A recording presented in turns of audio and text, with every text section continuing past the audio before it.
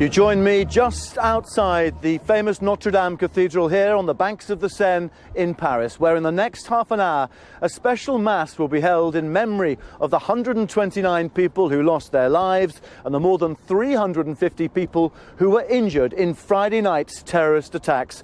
Thomas Daigle there, a journalist for CBC who's been following this story for some time now.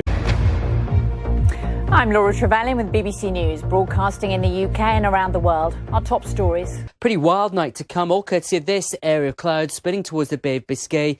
Deepening area of low pressure, which will bring severe gales in around the English Channel and the Bay of Biscay coast. Big day here in the UK because Her Majesty Queen Elizabeth II is celebrating her 90th birthday. Silver, gold and diamond jubilees have come and gone.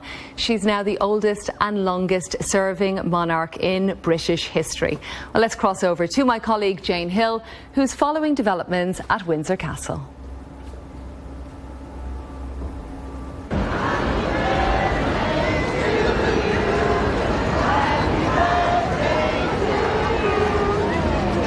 A royal walkabout to meet well-wishers in Windsor.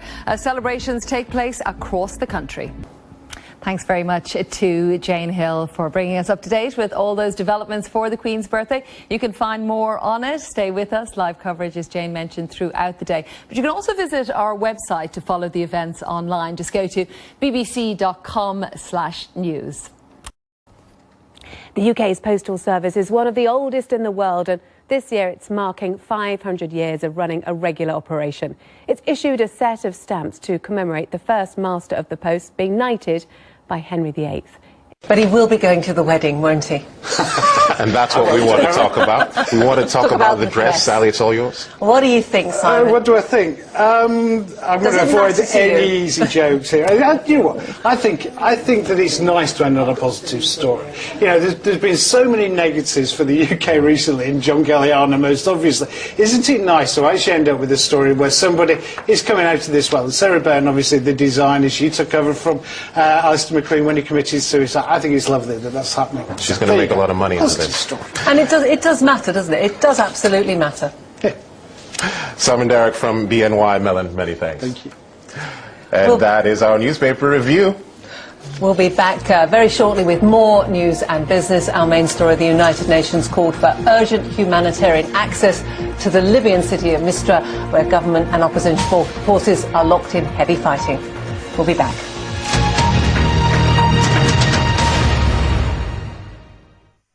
So we can get you tickets then? Absolutely. And you'd be very happy to go? I'd happily pay for them. Lawrence, that's lovely. Drake is my choice. Lawrence Gosling, Investment Week, many thanks. Now, remind you of the top story. President Obama says the US and NATO are considering a military response to the fighting in Libya. And the business story is the trial of Raj Rajaratnam gets underway in New York today. Kumla and I will be back shortly. This is BBC World News. I'm Lucy Hockings. The headlines. You're up to date. Those are the latest headlines here on BBC World News.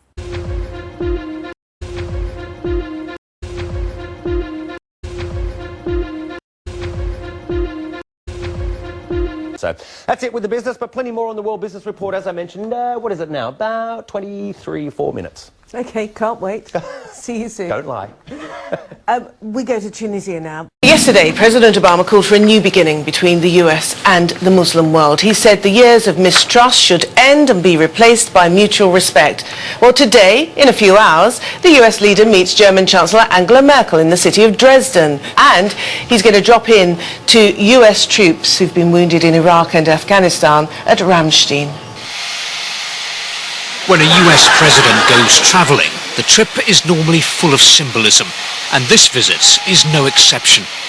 Apologies, that wasn't exactly the report that we had in mind for you, but we will endeavour to get you the right report later on in the programme. Welcome to BBC World News. I'm Nick Gowing. Also in this programme, how rising food prices affect people all over the world.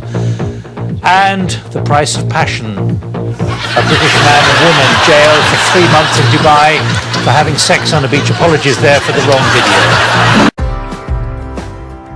Happy birthday, BBC World News. 25 years of covering the news events around the globe. And you've been with us. Thank you. Thousands of tourists have gathered at a famous glacier in Argentina, hoping to see it collapse, and they weren't disappointed. The fragile arch of ice called the Perito Moreno spectacularly fell into the water in a natural display that happens just once every few years. You're watching BBC World News.